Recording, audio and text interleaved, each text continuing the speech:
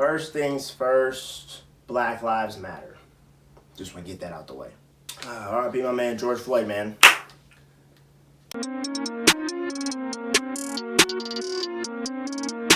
You're watching Anime Sundays. Good evening, everybody, and welcome back to Anime Sundays, the show where we talk about anime, yes, on Sundays, and I am your host, Jared Ross. Thank you all for coming back to another episode. And like I said when I started the video, Black Lives Matter. All my black brothers and sisters out there, keep your heads high. I know it's tough times, it'll always be tough times. Above all, move smart, not hard. Anyway, on a lighter note, I am here today to discuss, yes, another Instagram debate topic that was on my page. This week's debate is called Who Had the Worst Childhood?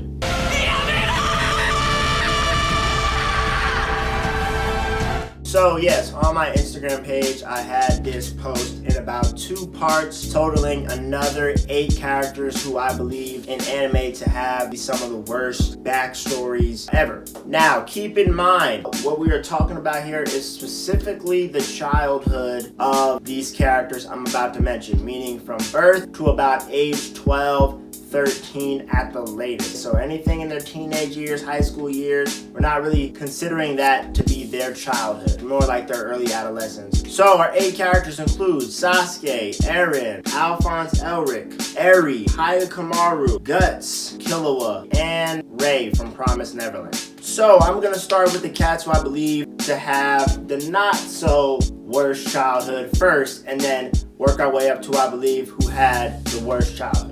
So at number 8, at the lowest of the tier, I'm going to put Alphonse Elric. I mean, we know about the Elric brothers growing up. For the most part, early years, ages birth to 5, things were pretty much average everyday life stuff. Nice little home in the country with their mother. Father left them, of course, because, that's typical protagonist stuff. But they got into their father's books at like 5 or 6, and their mother found out that they were genius alchemists. And then their mother died, I believe, at around 8 or 9. That is when they decided that they were going to perform human transmutation, which I believe they did at ages 10 and 11. When they did it, obviously, shit went all left. Alphonse losing his entire body, Edward losing limbs, their mother coming back as a monster, and obviously creating a homunculi for the future. Yeah, I would say those years from 10 to 12, when they became a state alchemist, might have been pretty bad. Mother dead, no body, trauma of living on their own, plus that horrible deed they did to see their mother like that. I'm sure that can mentally scar you a little bit. But I mean, Alphonse for the most part didn't have it too bad. One, because by the end of Full Metal, Alphonse has his body back. He really was only going through that, no body phase for about 2 years, maybe 3 years at the most. And then you could argue that, Alphonse not having a body helped him a lot out in the show. He fought a lot of cats, lost a lot of limbs, but he was always able to repair himself and keep it moving. Next, I have Eri, or Eri-chan from My Hero Academia. On this post, a lot of cats were saying like, oh, Eri really didn't have it that bad, like her shit was light compared to everybody else. I don't think we should underestimate how bad her childhood was. Yes, it wasn't a very long, terrible childhood, but we can say Eri's around roughly like 7 or 8 years old, 5 or 6. We can say that she was under Overhaul's wing for at least a few years. And for those few years, Overhaul was breaking apart her body with his quirk and reassembling it just to make the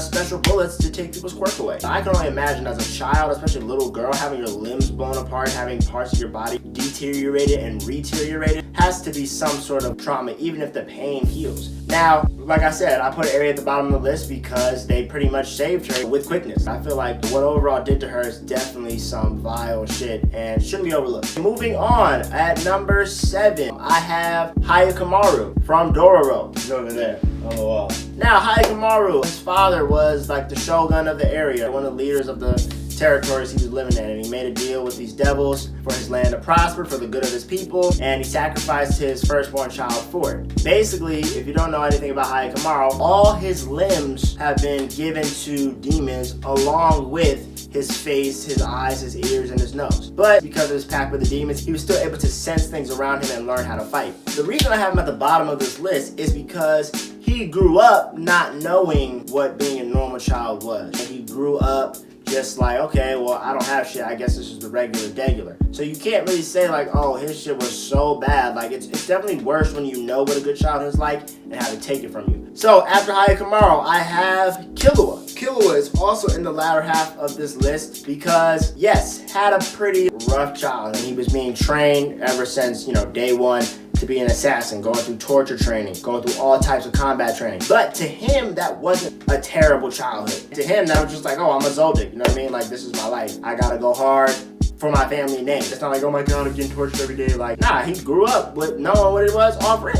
I mean, even when his older fat brother was torturing him, he was like, oh, this is light. So I don't think Killua's childhood was really too bad. The stuff with his brother kind of having control over him, you could say has a little bit more traumatic mental effect on his brain. But for the most part, he didn't really have it too bad as a childhood. If anything, he's probably appreciative that he's so strong because of what his family put him through as a child. So now we're going to get into the second half of anime characters who I think have pretty bad childhoods, and I'm going to explain why I think their childhoods are significantly worse than the ones I just mentioned. So at number 4, we have Eren Yeager from Attack on Titan. We know Eren's life. Growing up in a Titan world, post-apocalyptic world, I'm sure already is the worst of the worst. He watched his mother get eaten by a Titan right before him. He watched his hometown be destroyed when the Colossal Titan destroyed Wall Maria. Many people died, not just his mother, you know what I'm saying? There's a lot of his neighbors, his friends, people that he knew, people that he grew up with. I'm sure if you see your neighbors and shit get obliterated, people you consider family, you're gonna be tight as well. Not to mention that he was there when I believe Mikasa killed her father or killed somebody who was trying to fuck her up. He's been going through it from the beginning, kind of raised on the streets a little bit. And shoot, even his father is stabbing him with the serum. I know he forgot about it. As he remembered it, he realized he ate his own father. These are pretty traumatic events that he was recollecting as a child. So I definitely think he deserves to be in that top half. Moving on, at number 3, and I know a lot of you are probably gonna have problems with this, I have Guts. Now, I am not a Berserk reader. I barely have even seen this stuff on Netflix. I did do my research about Berserk's past and his upbringing. Yes, it is rough that he was born from his mother's dead body as she was being lynched from a tree. And he was sitting there as an infant, just in blood and waiting to die. Until his surrogate father, I believe Gambino, found him, took him in, what have you. By the time he was 6, his surrogate father taught him how to start using a sword, taught him how to start being a mercenary. Pretty much from birth to 6, he was pretty much good to go. Now, his surrogate mother had the plague and died, I believe, a couple years later at 8 or 9, which, sucks. But whose mother hasn't died on this list? You know what I'm trying to say? But what makes Guts' upbringing really worse is that his surrogate father, Gambino, sold him to a mercenary named Donovan who raped him at 9 years old in a tent. Absolutely, definitely think that's one of the worst things to happen to a child, especially if you're already living the mercenary life. And then after that, he found out that Gambino was the one to sell him, and he killed his father, and he was labeled as a father killer and had to leave the mercenary group and all of that. So yes, the betrayal of his surrogate father, definitely deep. The death of his mother, definitely deep. But I don't think he has the worst childhood ever because those are really only 2 instances in his childhood that was fucked up. Yes, Griffith did a bunch of other shit later on and whatever. But I believe in those early years, that was not as bad as some people may label it. Now, at number 2, and this was hard, my number 2 and number 1 spot. But at number 2, I actually have Sasuke. Now, I have Kid Sasuke because, it's pretty obvious. His entire clan was annihilated at the age of 7 by his older brother. What more trauma do you need? That is pretty bad. I think that really triumphs over most of the things that have happened to the people on this list. Again, the reason I don't have him at number 1 is because that was one instance, one moment. He had to go through it. Once he kind of settled with it and got his mission going, he was pretty much good to go. He still made friends, but he just placed that goal,